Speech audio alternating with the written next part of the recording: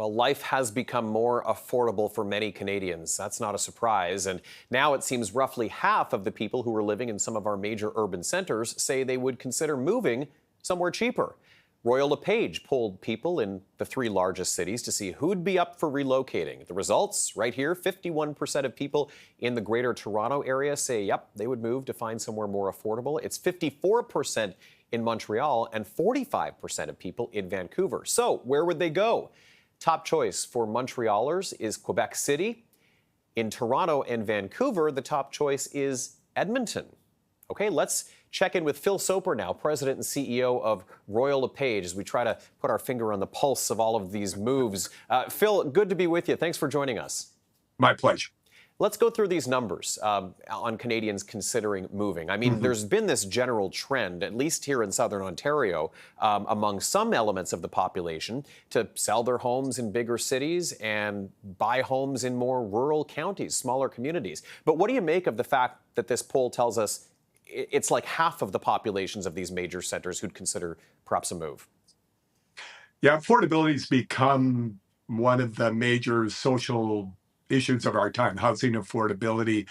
And the pandemic ushered in a new era of mobility, virtual technologies and business practices, opening people's eyes to the fact that we have some great and much more affordable, call it mid-sized cities.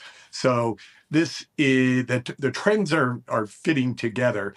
I would caution people, though, that people saying I'd consider moving is not the same as people moving. I know after the 2016 election, we had a huge rise in the number of Americans saying they would move to Canada, but the actual number who did was quite small. Right, and that's important to point out. It's kind of the idea of moving rather than picking Absolutely. up and booking the movers and doing it. But let's run through, besides Edmonton and Quebec City, which we mentioned, where are some of the most affordable cities in Canada to relocate? Yeah, if you look in a big province like ours in Ontario, one of the more remote cities, Thunder Bay, pops out.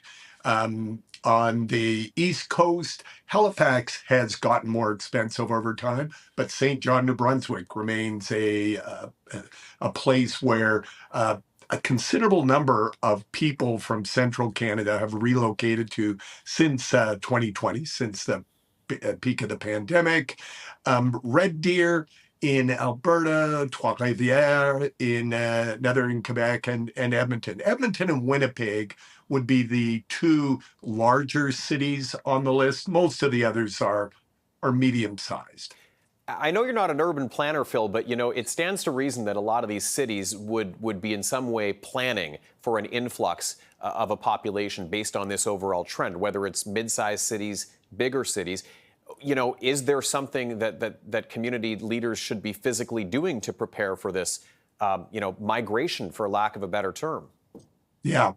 Well, I was giving a talk in St. John, New Brunswick earlier in the year, and this was to a business crowd who, in general, were excited about the migration into the region because most Atlantic Canadian cities during our lives have donated young people to the rest of Canada. So this reverse trend where people were moving into the region because of affordability, particularly housing affordability, was seen as a positive. But one woman in the crowd actually got really emotional, and she said, my kids aren't going to be able to afford a home because these people from Toronto are moving in with all their money.